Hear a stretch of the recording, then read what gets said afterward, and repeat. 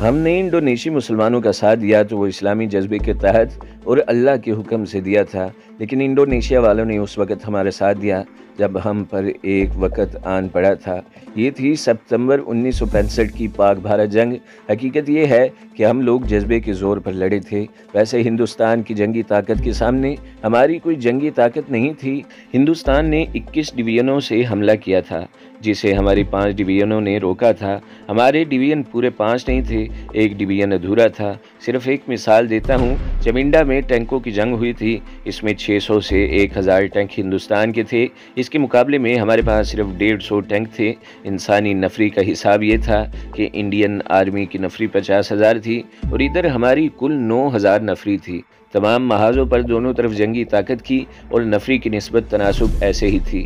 مسلمان ممالک نے کچھ نہ کچھ ہماری مدد کی تھی، لیکن جو مدد انڈونیشیا نے کی تھی وہ حیران کن تھی اور ایک بڑا ہی اہم اور تاریخی واقعہ ہے۔ اس وقت انڈونیشیا کا صدر احمد سویکارنو مرحوم تھا۔ انڈونیشیا کی جنگی آزادی کا لیڈر بھی وہی تھا۔ اسے معلوم تھا کہ انڈین آرمی کے جو مسلمان اس کی جنگی آزادی میں اس کے ساتھ جا ملے تھے وہ سب پاکستان میں آنے والے علاقوں کے تھے۔ اب وقت آ گیا تھا کہ وہ دوستی کا حق ادا کر دے۔ ہمارے ایئر فورس کے سابق commander in chief retired air marshal Asghar Khan, جو ستمبر 65 میں ریٹائر ہو چکے تھے، مدد کے لیے انڈونیشیا گئے اور سویکارنو مرحوم سے ملے۔ سویکارنو مرحوم نے حکم دے دیا کہ پاکستان جو کچھ بھی مانگتا ہے اسے دے دیا جائے۔ اصغر خان کا بیان ہے کہ ان کے لیے وہاں اسلحہ خانے اور بارود خانے کے سٹور کھول دیے گئے اور کہا جو چاہیے اور جتنا چاہیے لے جاؤ۔ سویکارنو مرحوم نے ایک اور بات کہہ دی جس کی توقع نہیں تھی۔ خلیج بنگال میں انڈیمان کے نام سے جزیروں کا ایک جھرمٹ ہے جو کسی وقت کالا پانی کہلاتا تھا۔ ان جزائر پر ہندوستان کا قبضہ ہے اور یہ جزائر ہندوستان کو انگریز دے گئے تھے۔ سویکارنو مرحوم نے ایئر مارشل اصغر خان سے کہا کہ وہ اپنی افواج کو حکم دے دے گا کہ جا کر جزائر انڈیمان پر قبضہ کر لو، کیونکہ یہ جزائر ہمارے ہیں، ہندوستان کے نہیں۔ سویکارنو کا مقصد یہ تھا کہ اس طرح وہ ہندوستان کی توجہ انڈیمان کی طرف کر لیں گے اور پاکستان کی سرحدوں پر ہندوستان کی فوجی پوزیشن کمزور ہو جائے گی۔ ایئر مارشل اصغر خان نے یہ تجویز قبول نہ کی اور کہا کہ وہ اپنے مفاد کی خاطر انڈونیشیا کو اتنا زیادہ نہیں الجھانا چاہتے۔ سویکارنو مرحوم نے اپنی ایئر فورس کو حکم دے دیا کہ 200 مگ لڑاکا بمبار طیارے ہوابازوں سمیت تیار رہیں اور اشارہ ملنے پر مشرقی پاکستان پہنچ جائیں۔ یہ کوئی معمولی سی مدد نہیں تھی۔ اس وقت مگ طیارے کو فضا کی دہشت کہا کرتے تھے۔ سویکارنو مرحوم کو روس نے مگ طیارے دیے تھے۔ سویکارنو وہ طیارے اپنے ہوابازوں سمیت مشرقی پاکستان بھیج رہے تھے اور یہ حقیقت ہے کہ وہ تیار تھے کہ ہندوستان نے مشرقی پاکستان پر حملہ کیا تو انڈونیشیا کی یہ لڑاکا ہواباز مگ طیارے لے کر پہنچ جائیں گے۔ اس طرح اتنی بڑی مدد میں ایک آبدوز بھی شامل تھی جو انڈونیشیا سے کراچی پہنچ گئی تھی اور پھر وہ خلیج بنگال میں زیر آب گشت کرتی رہی۔ میں پورے وثوق کے ساتھ تو نہیں کہہ سکتا، لیکن یہ بھی مشہور ہوگا کہ سویکارنو مرحوم نے اپنی نیوی خلیج بنگال کی طرف بھیج دی تھی اور کہا تھا کہ مشرقی پاکستان سے ذرا دور دور رہیں اور جو ہی کال ملے مشرقی پاکستان کے ساحل پر پہنچ جائے۔ آپ کو یاد ہوگا کہ ہندوستان نے ستمبر 1965 میں مشرقی پاکستان پر حملہ نہیں کیا تھا۔ اس کی وجہ صرف یہ تھی کہ ہندوستانیوں کو پتہ چل گیا تھا کہ انڈونیشیا کی نیوی اور ایئر فورس مشرقی پاکستان کے دفاع کے لیے تیار ہے۔ مختصر یہ کہ انڈونیشیا نے پاکستان کی جنگ کو اپنی جنگ سمجھ لیا تھا۔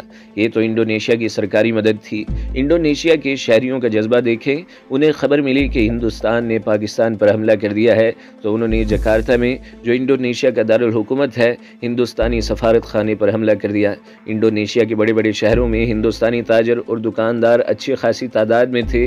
انڈونیشی مسلمانوں نے ان کی دکانوں اور ان کے تجارتی اداروں پر حملے شروع کر دیے اور لوگوں سے کہا کہ ان سے یعنی ہندو دکانداروں سے کوئی چیز نہ خریدیں۔ اس وقت کے اخبار گواہ ہیں کہ انڈونیشیا سے بے شمار ہندو تاجر اور دکاندار بھاگ کر ہندوستان آ گئے تھے۔ یہ کیا تھا؟ یہ اسلامی رشتے کی کرامات تھی۔ ایک ہی سال بعد امریکہ اور ہندوستان نے جس طرح سویکارنو مرحوم کو اس کی سزا دی تھی وہ میں آگے چل کر سناؤں گا۔ اب وہیں واپس آ جائیں۔ جہاں ہماری بٹالین پر انڈونیشی گوریلوں نے شب خون مارا تھا، اسی روز بٹالین اپنے زخمیوں کو اٹھا کر واپس آ گئی۔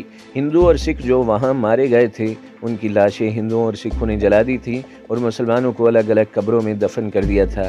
ہم نے سب کا مشترکہ جنازہ پڑھا تھا۔ یہ ہماری بٹالین کی بڑی شرمناک شکست تھی۔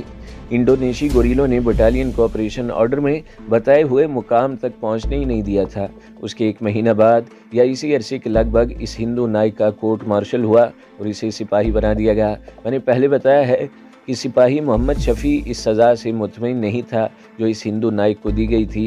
اس نائک کا عہدہ چھن جانا کوئی معمولی سزا نہیں تھی، وہ تو سیکشن کمانڈر تھا لیکن سپاہی بنا دیا گیا۔ شفیع کہتا تھا کہ وہ اس سے نور عالم کے خون کا بدلہ لے گا، تو ہم سمجھتے تھے کہ یہ محض جذباتی باتیں ہیں۔ میرا اس کے ساتھ کبھی کبھی آمنا سامنا ہوتا تھا، وہ نور عالم کو بہت یاد کرتا تھا اور یہ تو ضرور ہی کہتا تھا کہ وہ اس کے خون کا بدلہ لے گا۔ میں نے اسے ہر بار کہا کہ وہ یہ ارادہ دل سے نکال دے ورنہ باقی عمر اسے جیل میں گزارنی پڑے گی۔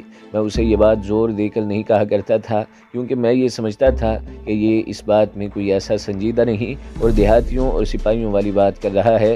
کمانڈنگ آفیسر نے ایک نئی چال چلی۔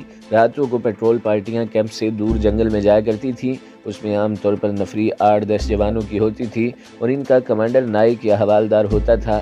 کبھی کبھی پیٹرول پارٹی یعنی گشتی پارٹی زیادہ نفری کی بھیجی جاتی تھی۔ ایسی پارٹی کی نفری 20 اور اس سے کچھ اوپر بھی ہوا کرتی تھی۔ تمام کمپنیاں باری باری پیٹرول پارٹی پر جاتی تھیں۔ ہوتا یہ تھا کہ مسلمان کمپنی کی پیٹرول پارٹی جاتی تو اس میں سارے مسلمان ہوتے تھے۔ اس طرح ہندوؤں کی کمپنی تھی اور سکھوں کی بھی۔ نیا حکم یہ دیا کہ آئندہ زیادہ نفری کی پیٹرول پارٹی جائے تو اس میں صرف ایک مذہب کے لوگ نہ ہوں بلکہ تینوں مذہبوں کے جوان شامل ہوں۔ مثلاً 20 یا 25 جوانوں کی پارٹی بھیجنی ہوتی تو اس میں کچھ مسلمان، کچھ ہندو اور کچھ سکھ شامل کیے جاتے۔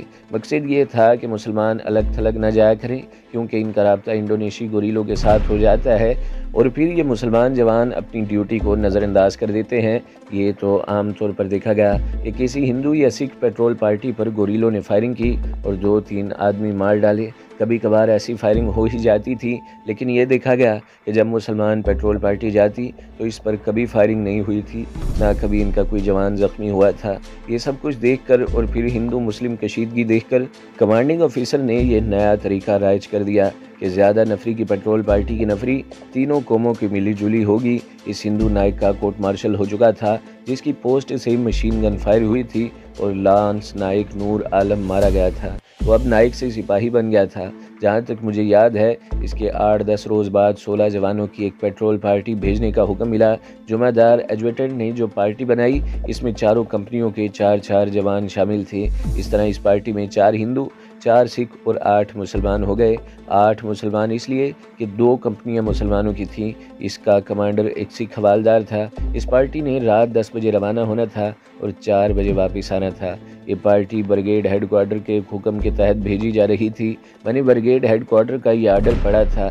ہماری بٹالین کے کیمپ سے تقریباً 2 میل دور سے ایک پگڈنڈی گزرتی تھی۔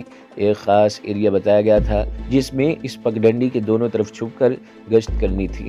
انٹیلیجنس نے کچھ اس قسم کی اطلاع دی تھی کہ انڈونیشی گوریلوں کی ایک پارٹی پیدل یا گاڑی میں اس علاقے میں سے رات کو کسی بھی وقت گزرے گی۔ اس گوریلا پارٹی کو وہیں ختم کرنا تھا اور 1-2 گوریلوں کو زندہ پکڑ کر لانا تھا۔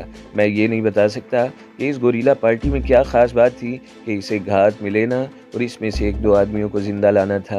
یہ برگیڈ ہیڈ کوارٹر کا پلان تھا اور مجھے اس پلان کی بیک گراؤنڈ کا کچھ بھی علم نہ تھا۔ میں اتنا ہی جانتا تھا کہ ہماری بٹالین سے 16 جوانوں کی پارٹی جانی ہے اور کہیں گھات لگانی ہے اور اس ایریا کی دیکھ بھال کرنی ہے۔ رات کو مقررہ وقت پر یہ پارٹی چلی گئی۔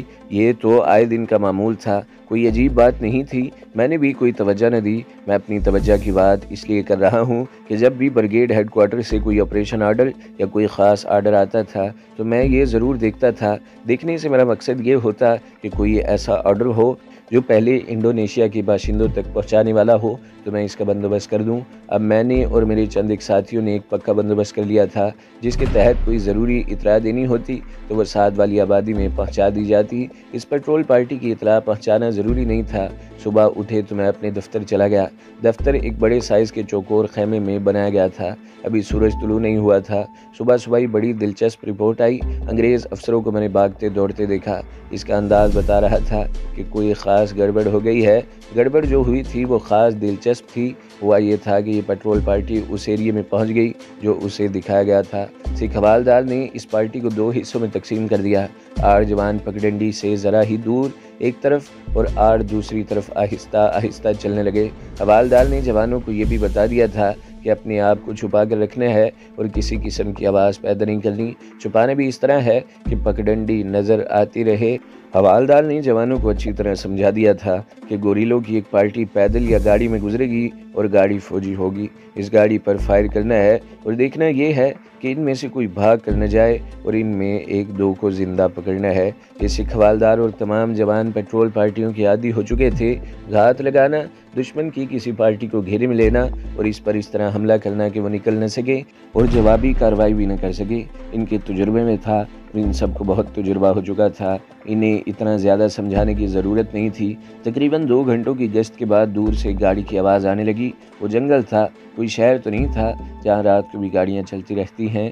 وہ سارا علاقہ یوں سمجھے کہ فوجی علاقہ تھا اور وہاں جنگ لڑی جا رہی تھی، لیکن یہ عام جنگ نہیں، گوریلا جنگ تھی جس میں کچھ نہیں کہا جا سکتا کس وقت کیا ہو جائے گا۔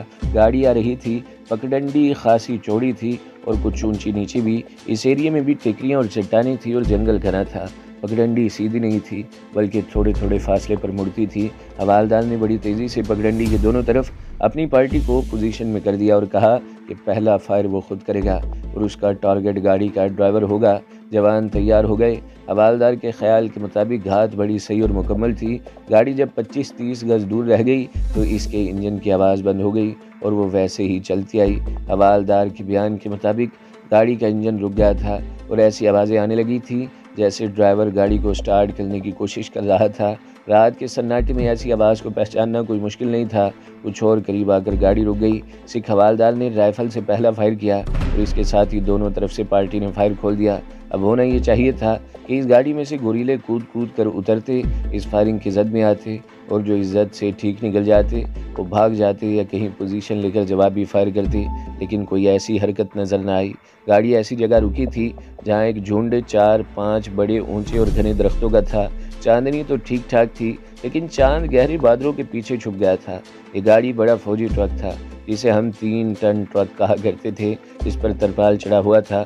اس گاڑی کی طرف سے ایک گولی بھی فائر نہ ہوئی۔ سکھ حوالدار نے فائر بند کرا دیا اور جوانوں کو اشارہ کیا کہ وہ آہستہ آہستہ آگے بڑھیں اور ٹرک کو ہر طرف سے گھیر کر قریب جائیں۔ جوان آہستہ آہستہ اپنی پوزیشنوں سے سرکتے ہوئے آگے بڑھنے لگے۔ جب وہ کچھ قریب پہنچ گئے تو سکھ حوالدار نے کسی جوان کو بلند آواز میں کوئی بات کہی۔ گھات میں یہ خیال رکھا جاتا تھا کہ ذرا سی بھی اونچی آواز نہ نکلے، لیکن کوئی ایسی بات ہو گئی کہ سکھ حوالدار کے منہ سے بڑی بلند آواز نکل گئی۔ ظاہر ہے اس نے اپنی ٹھیٹھ پنجابی میں کچھ کہا ہوگا۔ کون ہو تم لوگ؟ ٹرک کے قریب سے آواز اٹھی۔ اپنی گاڑی پر فائر کرتے ہو؟ آگے آؤ اور ہم کو پہچانو۔ سکھ حوالدار دوڑ کر آگے گیا۔ وہ جب آگے جا رہا تھا تو اس نے دیکھا کہ ٹرک کے دائیں طرف سے ایک آدمی اٹھا اور ایک آدمی ٹرک کے نیچے سے نکل رہا تھا۔ سکھ حوالدار نے قریب جا کر دیکھا تو وہ اپنے ہی فوجی تھے۔ ان میں ایک نائک تھا اور ایک سپاہی۔ بات ہوئی تو پتہ چلا کہ وہ فرنٹیئر فورس کے جوان تھے۔ فرنٹیئر فورس ہم سے کچھ 6-7 میل دور مقیم تھی اور اس کی ذمہ داری کا ایریا دوسری طرف تھا۔ اس ٹرک میں کچھ سامان تھا جو رات ہی رات کہیں پہنچانا تھا۔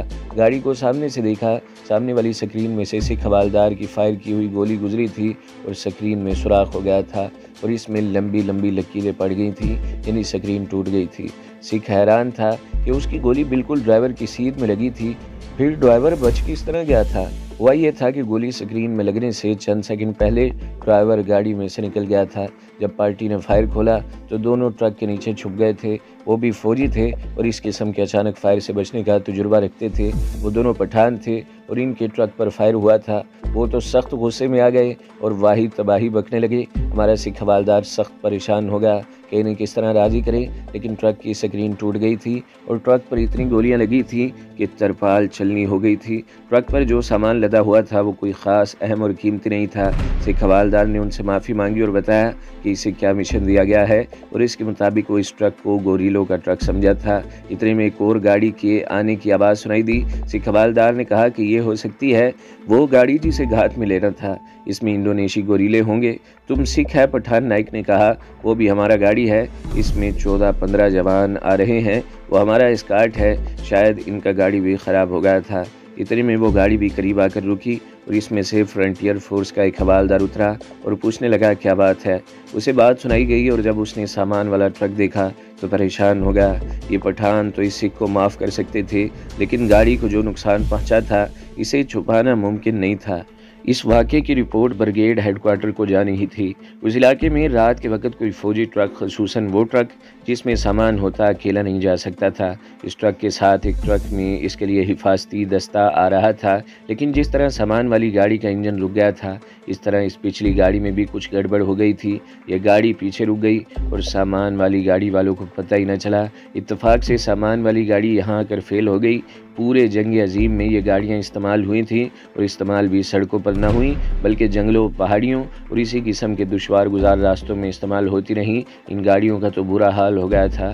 اکثر گاڑیاں اسی طرح راستے میں رک جاتی تھیں۔ یہ بھی خوش قسمتی تھی کہ پچھلی گاڑی دور ہی رک گئی تھی۔ اگر دونوں گاڑیاں اکٹھی آ رہی ہوتی تو یوں ہوتا کہ سامان والی گاڑی رکتی تو پچھلی گاڑی بھی رک جاتی جس میں حفاظتی دستہ تھا۔ ان پر فائرنگ ہوتی تو جانی نقصان ہوتا، اور وہ بھی آخر فوجی تھے، جواب بھی فائر کر کے پیٹرول پارٹی کو اچھا خاصا نقصان پہنچا سکتے تھے۔ ایک بڑا ہی خوفناک حادثہ ہوتے رہ گیا۔ اگر اگلی گاڑی کو نقصان نہ پہنچا ہوتا تو سکھ حوالدار اور پٹھان حوالدار آپس میں تصفیہ کر سکتے تھے، لیکن اب یہ معاملہ دونوں کے بس کا نہیں رہا تھا۔ سکھ حوالدار نے پٹھان حوالدار سے کہا کہ وہ اس کا نام، نمبر اور یونٹ لکھ لے، اور وہ بالکل ایسا ہی بیان دے گا جیسے یہ واقعہ ہوا۔ پٹھان حوالدار نے سکھ کا نام، نمبر اور یونٹ وغیرہ لکھ لی، اور پٹھان اگلی گاڑی کو دیکھنے لگے کہ اسے کیا ہو گیا ہے، اور سکھ حوالدار اپنی پیٹرول پارٹی سے کہنے لگا کہ اب واپس چلو۔ سکھ حوالدار نے اپنی پارٹی سے یہ کہہ تو دیا، لیکن اس نے وقت دیکھا تو ابھی 2 بجے تھے، اسے 4 بجے واپس ہونا تھا۔ اسے جو ٹارگٹ دیا گیا تھا وہ تو اس کے سامنے آیا ہی نہیں تھا۔ اب تو سکھ کا دماغ حاضر ہی نہیں رہا تھا۔ میں بھی بعد میں اس سے ملا تھا۔ اس پر خوف یہ طاری ہو گیا تھا کہ کچھ ہی دن پہلے ایک ہندو نائک کا کورٹ مارشل اسی جرم میں ہوا تھا کہ اس نے بغیر دیکھے فائرنگ کرا کے اپنا ہی لانس نائک مروا ڈالا تھا۔ سکھ کو یہ ڈر تھا کہ اس کا بھی کورٹ مارشل ہوگا اور اسے بھی سپاہی بنا دیا جائے گا۔ اس سکھ حوالدار کی اس غلطی پر اس کے خلاف کوئی کارروائی نہیں کی گئی تھی۔ لڑائیوں میں ایسی غلطیاں ہو ہی جاتی ہیں۔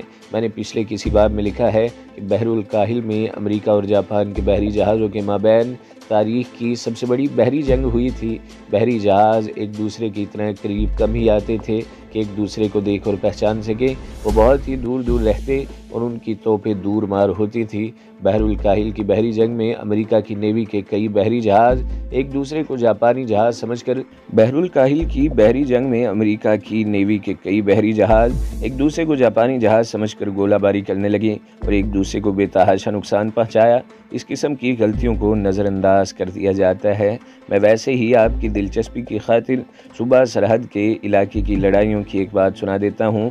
وہاں جب فوج پھیل کر ایڈوانس کرتی تھی تو اس کی حفاظت کے لیے چھوٹی چھوٹی پہاڑیوں کی چوٹیوں پر پوسٹیں بنائی جاتی تھیں جنہیں پکٹ کہتے ہیں۔ سپاہی بڑی تیزی سے پتھر اٹھا کر لاتے اور گولائی میں دیوار کھڑی کر لیتے تھے اور اس میں مورچہ بند ہو جاتے تھے۔ تو دوستو، اگلی قسط سننے کے لیے ہمارے چینل کو ضرور سبسکرائب کریں، ویڈیو کو لائک کریں اور بیل کے آئیکن پر بھی کلک کر دیں تاکہ ہر جو آنے والی ویڈیوز ہیں وہ آپ کو سب سے پہلے ملتی رہیں۔